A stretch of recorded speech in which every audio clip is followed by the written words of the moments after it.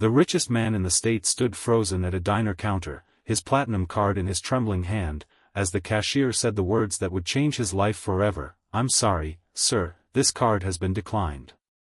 Every head in the small roadside diner turned. Phones lifted. Somebody laughed. And the man who controlled a fortune larger than some countries' economies had no idea, in that single humiliating moment, how to pay for a $5 breakfast. Before we go further into this story, if you believe in kindness, in forgiveness, in hope, and in second chances, please take a moment to like this video, leave a comment, share it with someone who needs a little hope today, and subscribe to our channel. Stories like this one are why our community exists, and every person who joins makes this family a little bigger and a little warmer. Now, let's continue. The town of Millbrook Falls was the kind of place most people only passed through on their way to somewhere else. It had one traffic light, a hardware store that had been run by the same family for 3 generations, and a diner called the Copper Spoon that served coffee so strong the regulars joked it could wake the dead. It was an ordinary Tuesday morning in early autumn, the kind of morning where the light came through the windows at a low, golden angle and made even the chipped formica tables look like something out of an old photograph. Charlotte Reeves had been coming to the Copper Spoon every school morning for the better part of 6 years, always ordering the same thing, a plain omelette and black coffee, always leaving exactly the same tip, because she counted every dollar the way a person counts something precious. She taught 3rd grade at Millbrook Falls Elementary, a job she had chosen not because it paid well, because it certainly did not, but because somewhere deep inside her there had always been a conviction that the world got better one child at a time, and she wanted to be part of that slow, quiet work. That morning, Charlotte had exactly $14 in her purse, and she knew it, because she had counted it twice while sitting in her car in the parking lot, trying to decide whether she could afford both breakfast and the school supplies she still needed to buy for a boy in her class named Tobias Marsh, whose family could not afford notebooks, let alone the colored pencils the art teacher had requested for a project. She had decided, as she always did, that the boy came first, and so she walked into the diner planning to order only coffee, black, no cream, because cream cost 50 cents extra and 50 cents was 50 cents. She did not notice the man in the gray suit sitting 2 stools down from her at first.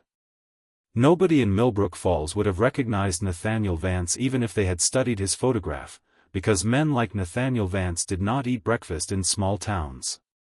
They ate breakfast in glass towers 40 floors above the street, served by people whose entire job was to know exactly how he liked his eggs. But that morning, Nathaniel Vance was not in a glass tower. He was in Millbrook Falls because his private plane had developed a mechanical issue at the small regional airport 9 miles outside of town, and while his pilot and a team of mechanics worked to fix it, his assistant, a nervous young man named Preston Yale, had suggested they get something to eat rather than sit in the sterile little airport lounge. Nathaniel had agreed, mostly because he wanted fresh air and a few minutes away from the endless stream of phone calls that had defined every hour of his life for the past 20 years. Nathaniel Vance was 51 years old, and by every external measure, he had won at life. He had built a logistics and shipping empire from a single warehouse his father had left him in near bankruptcy, and over 3 decades he had turned it into a corporation worth billions, with his name on buildings in 4 countries. But underneath the tailored suit and the confident stride, there was a man who had not spoken to his only son in almost 2 years, who had missed his own mother's final months because of a merger negotiation he later could not even remember the details of, and who had begun, in the quiet hours before sleep, to wonder if all the winning had cost him something he could no longer name. He ordered black coffee and dry toast that morning, the same thing he always ordered, out of habit rather than hunger, and he barely looked up from his phone as Preston sat across from him, scrolling through emails with the particular tension of a man who has forgotten how to simply exist in a moment. When the check came, Nathaniel did not even glance at it. He handed his card to the young cashier, a girl named Ivy who could not have been older than 19, without breaking his conversation with Preston about a shipment delayed somewhere in the Pacific. Ivy ran the card. It declined. She ran it again, assuming a machine error, and it declined a second time. Confused, she said, gently, that there seemed to be a problem, and could he try another card. Nathaniel, irritated but not yet alarmed, reached for his wallet and produced a second card, a backup he rarely used. It, too, was declined. A cold unease began to creep into his chest, the kind of unease a man like him had not felt in years, because men like him did not get declined. They did not get told no. His accounts held more money than the entire town of Millbrook Falls would see in a decade, and yet in this moment, standing at a scratched linoleum counter with strangers beginning to glance over, he could not produce $8. What Nathaniel did not know, and would not learn until later that afternoon, was that his firm's chief financial officer, a man he trusted implicitly, had triggered an emergency security freeze on all personal accounts linked to Nathaniel's identity after detecting what appeared to be a sophisticated fraud attempt originating overseas, an attempt to drain funds through cloned card numbers. It was, in fact, the system working exactly as it should, protecting him from a very real threat, but the timing could not have been crueler. For the first time since he was a young man scraping together rent money in a walk-up apartment above his father's failing warehouse, Nathaniel Vance stood in public with no way to pay. Preston, mortified, patted his own pockets and admitted he had left his wallet in the car at the airport, assuming Nathaniel would cover the bill as he always did. The line behind them was growing. A trucker in a faded cap made a joke under his breath that drew a ripple of laughter from two men at a corner booth. Ivy, flustered and unsure what to do with a man who was clearly wealthy but apparently could not pay for toast, began to apologize repeatedly, saying she would have to call the manager. Nathaniel felt something he had not felt in longer than he could remember, a hot, creeping shame, the particular humiliation of being seen as small in a place where he was used to being invisible precisely because he was so large. He was reaching for his phone to call his bank, his jaw tight, his voice low and clipped in the way it became right before he fired someone, when a quiet voice from 2 stools down said, "It's all right, I've got it." Charlotte had not thought about it. That was the strange, beautiful truth of it, the thing that would later astonish everyone who heard the story, including Nathaniel himself. She had not weighed the decision or calculated whether she could afford it. She had simply seen a man in front of her being embarrassed, being laughed at by people who did not know his story any more than she did, and something in her, the same something that made her stay late every day helping struggling readers, the same something that made her spend her own grocery money on pencils for other people's children, had simply acted. She slid 2 of her $14 across the counter, along with a 5, enough to cover his bill and Preston's, and told Ivy to keep the change for herself. Nathaniel turned to look at her properly for the first time, and what he saw was a woman in her early 30s with tired eyes and kind lines already forming at their corners, wearing a cardigan with a small hole at the elbow, her hair pulled back in a simple knot, radiating the specific, unglamorous exhaustion of someone who gave more than she had to give and had made peace with that arithmetic a long time ago. He tried to refuse. Of course he tried to refuse, the reflex of a man who had spent 30 years being the one who paid, never the one who was paid for. He told her it wasn't necessary, that there had clearly been some mistake with his cards, that he would sort it out. But Charlotte only smiled, a small, unhurried smile, and said something that would echo in his mind for weeks afterward. She said that everybody's card gets declined sometimes, whether it's a bank card or something else entirely, and that the world could use a little more grace on the days when that happens. Then she picked up her coffee, told Ivy to have a good morning, and walked out to her car, a 15-year-old sedan with a crack running across the windshield, to drive to school and teach 22 third graders how to carry the one in double-digit edition, having no idea that she had just paid for the breakfast of one of the wealthiest men in the country. Nathaniel sat there for a long moment after she left, staring at the door she had walked through, while Preston nervously suggested they should probably head back to the airport to check on the plane. But Nathaniel did not move. He asked Ivy, almost sheepishly, if she knew the woman who had just left. Ivy, refilling his coffee without being asked, said of course she did. Everybody knew Miss Reeves. She taught over at the elementary school. She'd been coming in most mornings for years, always so kind, always leaving a tip even though everyone in town knew teachers didn't make much and Miss Reeves in particular seemed to give away half of what little she had to her students. Ivy mentioned, almost as an aside while wiping down the counter, that just last month Miss Reeves had organized a coat drive out of her own car trunk because 3 kids in her class didn't have winter coats, and that she'd heard from Walter, who owned the hardware store, that Miss Reeves still owed on her late father's medical bills from years back and probably would for years to come.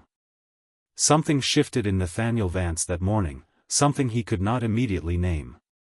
He was a man who understood systems, who understood leverage and risk and return on investment down to the decimal point, but he did not, in that moment, understand why a stranger's small kindness had unsettled him so deeply. He thought about it on the drive back to the airport. He thought about it while the mechanics finished their repairs. He thought about it on the flight home, staring out the window at clouds that looked, from that height, like an entirely different and gentler world than the one he usually inhabited. By the time the plane landed, he had made a decision that surprised even him, a small, quiet decision that he did not mention to Preston or to anyone else. He was going to find out more about Millbrook Falls Elementary School. It took his team 2 days to compile the report he had requested, though he had asked for it phrased carefully, without his name attached, as though he were simply a curious philanthropist evaluating community needs rather than the man whose breakfast a stranger had paid for. What he learned troubled him more than he expected. Millbrook Falls Elementary was a school of just under 200 students, serving a community where nearly 60% of families lived below the state's median income. The building itself was over 70 years old, with a roof that had been patched so many times the school board had stopped counting the repairs, and a heating system that regularly failed in the coldest months, forcing teachers to keep their classroom doors closed and space heaters running, in violation of fire code, simply to keep children from shivering at their desks.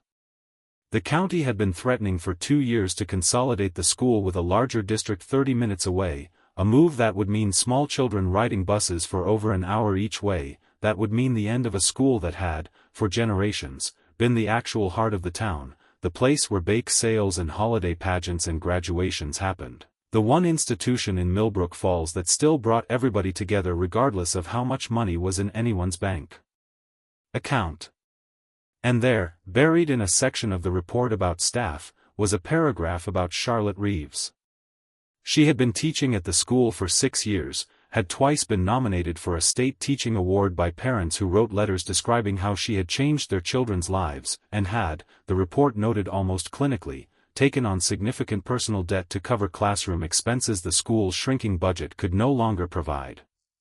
Her father had passed away 4 years earlier after a long illness, leaving behind medical bills that Charlotte, as his only child and the one who had cared for him in his final year, had quietly assumed, working a second job tutoring on weekends just to keep up with the payments while still finding money, somehow, for pencils and coats and, apparently, for strangers' breakfasts.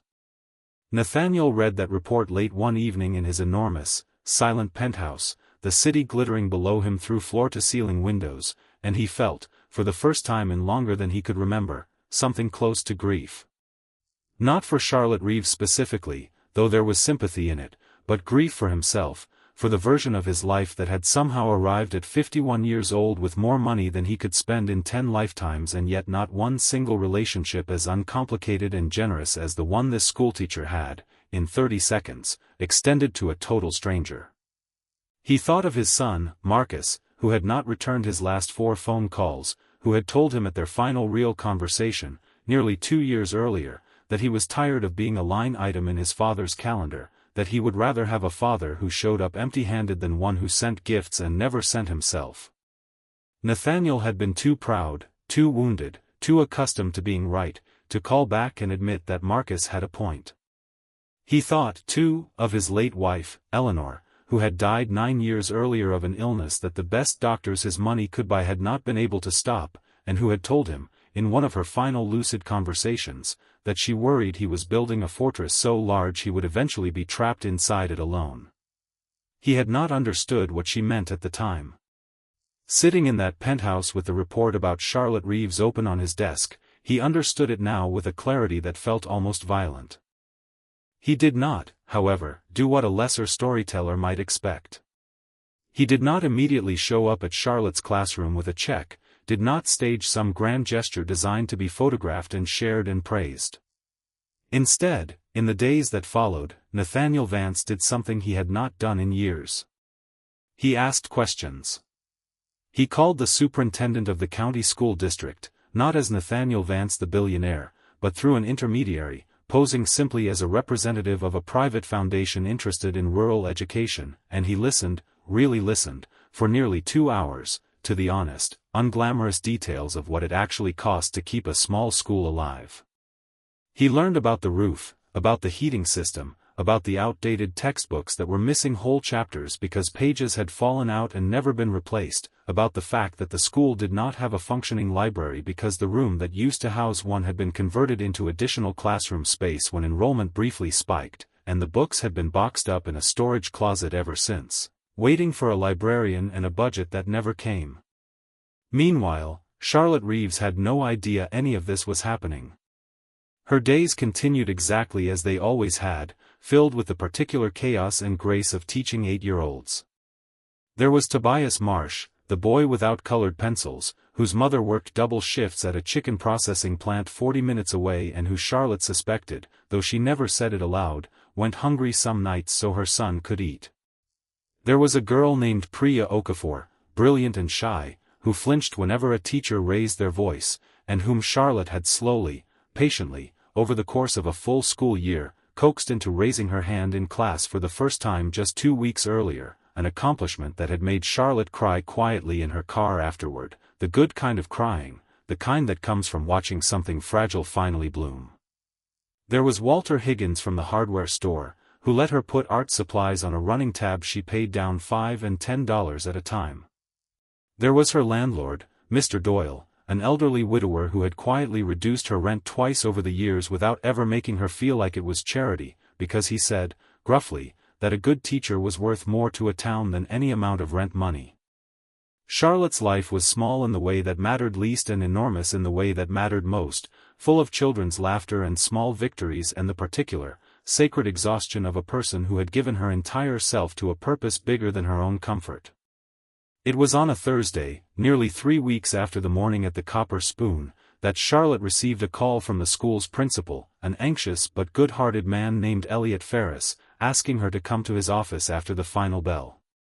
Charlotte's stomach dropped immediately, the way it always did when she was called to the principal's office, an old habit from childhood that had never quite left her, and she spent the last hour of class distracted, worried she had done something wrong, worried perhaps that the consolidation the county had been threatening had finally been approved and this was how she would learn her school, her children, her whole world, was ending.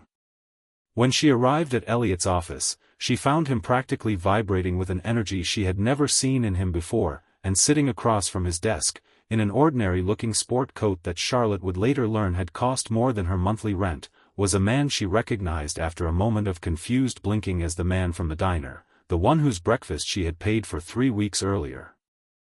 Nathaniel stood when she entered, and for a moment neither of them said anything. Charlotte, flustered and trying to piece together what on earth this man was doing in her principal's office, managed only to say that she hoped everything was all right, that she hoped there wasn't some sort of problem.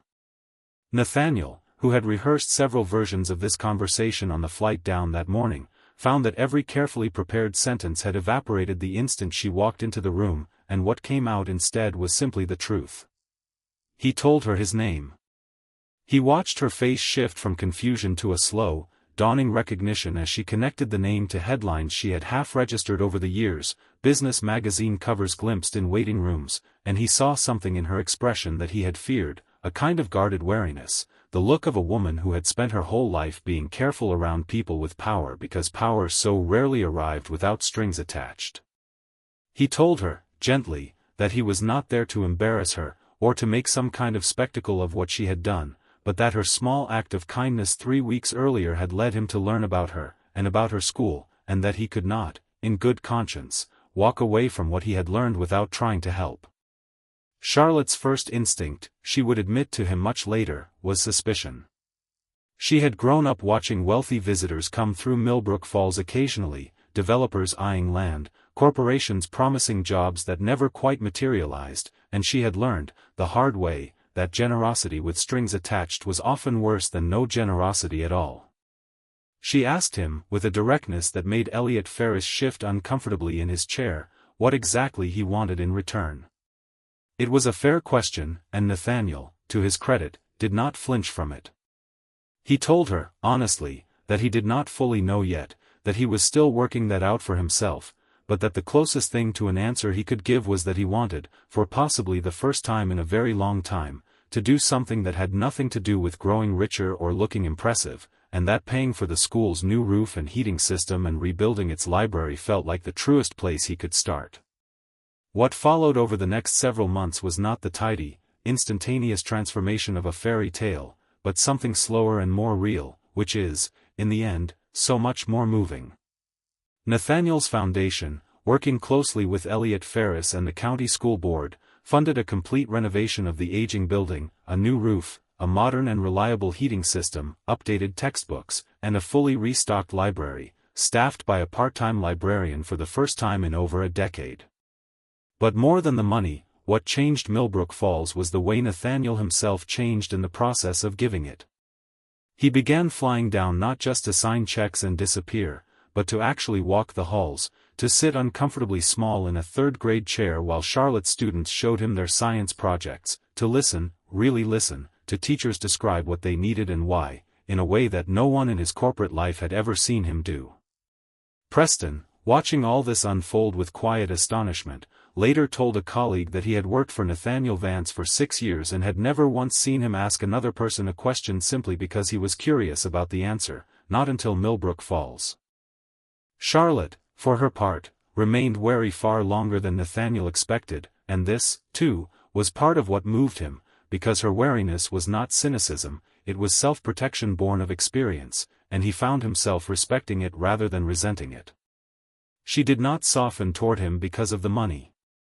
She softened, slowly, over months, because of the small things, because he remembered Tobias Marsh's name after meeting him only once, because he asked about Priya Okafor's progress the next time he visited, because when the new library opened, he did not want his name on a plaque above the door, insisting instead that it simply be called the Millbrook Falls Community Library, a decision that made Elliot Ferris quietly tell Charlotte afterward that in 30 years of education administration, he had never met a donor who refused recognition quite so firmly. There was a turning point, months into this unlikely friendship, that neither of them fully anticipated. It happened on a warm afternoon in late spring, during the school's annual fundraiser, a modest carnival held on the playground with a dunking booth and homemade pies and a cakewalk that had been a Millbrook Falls tradition for as long as anyone could remember. Nathaniel had come, at Charlotte's almost teasing invitation, and had found himself, absurdly, sitting on the dunking booth seat in a borrowed t-shirt while a line of gleeful children took turns trying to sink him into a tank of cold water, an image so far removed from boardrooms and mergers that Preston, standing nearby with his phone out, could not stop laughing long enough to actually take the picture Nathaniel had jokingly asked for. It was Tobias Marsh, small and grinning, who finally landed the throw that dunked him, and the sound of Nathaniel's booming, genuine laugh as he came up sputtering from the water was, Charlotte realized later, the first time she had heard him laugh like that, without any calculation in it at all, laughing the way a person laughs when they have, for a moment, entirely forgotten to be careful. It was that same afternoon, drying off with a towel someone had handed him, that Nathaniel told Charlotte, quietly, almost as though he were confessing something, that his son Marcus had once, as a small boy, begged him to come to a school carnival almost exactly like this one, and that Nathaniel had sent Eleanor instead, staying at the office for a call that he genuinely could not, 20 years later, remember the content of. He told her that he had not spoken to Marcus in nearly 2 years, that his son had accused him of loving his company more than his family, and that some deeply buried part of him had always known Marcus was right, but that admitting it out loud had always felt like admitting the entire architecture of his life had been built on a mistake he could not undo. Charlotte, who understood something about carrying grief quietly and continuing to function anyway, did not offer him easy comfort or platitudes. She simply told him that it was not too late, that undoing a mistake was rarely possible but repairing a relationship almost always was, if a person was willing to show up without an agenda and simply say, honestly, that they were sorry, and that they wanted to try again. Nathaniel thought about those words for weeks. He thought about them on flights, in meetings, in the long silent hours in his penthouse that had once felt like sanctuary and now increasingly felt like exile. And eventually, on an ordinary Wednesday morning that he chose specifically because it was not a special occasion, because he did not want the gesture to feel like a performance, Nathaniel Vance drove himself, without an assistant, without a driver, to the small apartment in the city where his son Marcus lived, and he knocked on the door. What happened inside that apartment is not something either of them ever described in full detail to anyone else, not even to Charlotte, but Marcus would later tell a close friend that his father had cried, actually cried, for the first time Marcus could remember since his mother's funeral, and had said, simply, that he had spent 30 years building an empire and had somehow forgotten to build a family inside of it, and that he did not expect forgiveness, only the chance to try, slowly, to earn it back. That reconciliation did not happen all at once, any more than Charlotte's trust in Nathaniel had happened all at once.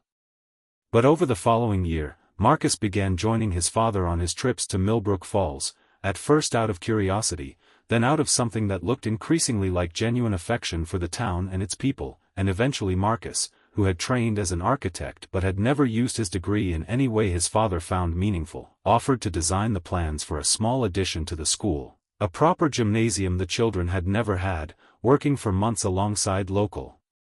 contractors, learning the names of the same children his father had come to know, sitting through the same third-grade science fairs, discovering, much as his father had, that there was a kind of wealth in small, unglamorous kindness that no boardroom had ever taught him to recognize. Charlotte Reeves, through all of this, never once asked Nathaniel for anything for herself. It was, in fact, Elliot Ferris who eventually pulled Nathaniel aside and told him quietly about the debt Charlotte still carried from her father's medical bills, about the second job she still worked most weekends even after the school's finances had stabilized, because old debts do not disappear simply because a building gets a new roof. Nathaniel did not, as he might have a year earlier, simply write a check and hand it to her, understanding by now that Charlotte's dignity mattered to her far more than any amount of money, and that an unearned gift, however well-intentioned, could feel like an insult to a woman who had built her entire identity around giving rather than receiving. Instead, he did something quieter. He created, through his foundation, a modest but permanent fund specifically for teacher support at Millbrook Falls Elementary, available to any teacher at the school for classroom supplies, professional development, or personal hardship, structured so that Charlotte would be far from the only person to benefit from it, so that accepting help from it would never feel like charity aimed at her alone, but simply a resource the school now had, the way it had a library now, the way it had working heat. It was Charlotte's fellow teacher, a warm, sharp-tongued woman named Josephine Ricci who had taught alongside her for years, who finally convinced Charlotte to apply to the fund to help pay down the remainder of her father's medical debt, telling her bluntly, in the teacher's lounge one afternoon, that she had spent 6 years pouring herself out for everyone else in this building and it was, frankly, insulting to the people who cared about her for Charlotte to refuse the one form of help that would cost her nothing but a moment of accepting that she, too, was allowed to be helped sometimes. Charlotte cried when she filled out the application, not because of the money, but because of what it represented, the slow, difficult, necessary lesson that generosity was supposed to move in both directions, that the same grace she had extended so easily to a stranger at a diner counter was a grace she needed to learn, finally, to extend to herself. If this story has touched something in you so far, I want to gently ask you to think, for just a moment, about the last time you gave something to someone without expecting anything back, or the last time someone showed you unexpected kindness during a hard moment. Please share that memory in the comments below, because these stories are what keep our community strong, and your words might be exactly what someone else needs to read today. The school's new gymnasium was completed just before the following autumn, and the town of Millbrook Falls held a dedication ceremony on a bright September morning, the kind of clear, golden day that made the whole valley look freshly painted. Nearly the entire town turned out, filling the new bleachers, children in their Sunday clothes fidgeting with excitement, Walter Higgins from the hardware store standing near the back with his arms crossed and a look of unmistakable pride on his weathered face, Mr. Doyle the landlord seated near the front in a folding chair someone had found for him, Ivy from the diner, now working part-time at the school office in the mornings, handing out programs with a smile. Elliot Ferris gave a short, emotional speech about resilience and community, and then, to everyone's surprise, he called Charlotte Reeves up to the small podium that had been set up at center court. Charlotte had not prepared anything to say, had not even known she would be asked to speak, and she stood there for a long moment in the September sunlight, looking out at 200 children and their families and the town that had raised her and shaped her and needed her, and she found that the words, when they finally came, were simple ones. She said that a little over a year earlier, she had paid for a stranger's breakfast because it seemed like the right thing to do, not because she expected anything in return, and that she still, to this day, believed that was the only reason a kindness like that should ever be offered, without expectation, without a ledger being kept. She said that what had happened since then, the roof, the library, the gymnasium they were all sitting in, was proof of something she had always believed but had not always had evidence for, which was that kindness, real kindness, has a way of moving through the world in directions nobody can predict, touching lives nobody intended to touch, and coming back around in forms nobody could have imagined. She looked, as she said this, at Nathaniel Vance, standing near the back of the gymnasium beside his son Marcus, both of them in ordinary clothes, indistinguishable that day from any other father and son in the crowd, and she said that the true gift the town had received was not a building at all, but a reminder that every single person, no matter how much or how little they had, carried the power to change someone else's whole life with a single small act of grace. Nathaniel Vance stood at the back of that gymnasium with his son beside him, and he thought about the $14 Charlotte had carried into a diner that morning, money she had needed and given away without a second thought, and he thought about the billions of dollars he had spent his life accumulating, and for the first time he understood, really understood, the difference between wealth and richness, and knew, with a certainty that settled into his chest like something finally coming to rest, which one he wanted to be remembered for. He reached over, without quite planning to, and put his hand on Marcus's shoulder, and Marcus, surprising them both, leaned into it, the two of them standing together in a gymnasium neither of them had ever expected to care about, in a town that had, in its own quiet way, saved them both.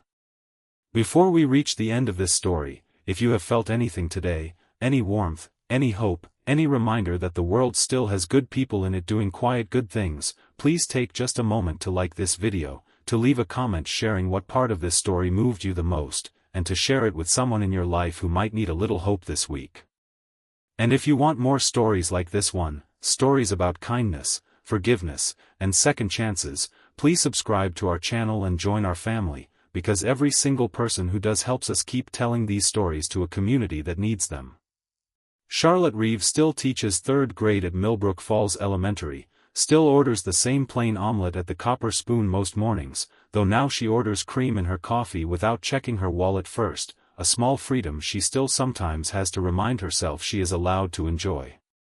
Tobias Marsh, the boy who once had no colored pencils, is now in middle school and has, according to Charlotte, who still checks in on him, developed an unexpected and serious talent for painting, encouraged in part by the fully stocked art supply closet the school now maintains for any student who needs it.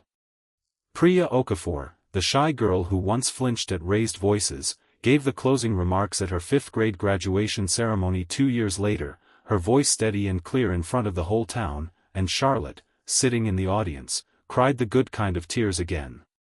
Nathaniel Vance visits Millbrook Falls at least once a month now, not as a donor inspecting his investment, but simply as a friend of the town, often bringing Marcus, who has since left his father's company entirely to start a small architecture firm focused on schools and community centers in towns exactly like this one, a decision his father once would have called a waste of potential and now calls the proudest thing his son has ever done.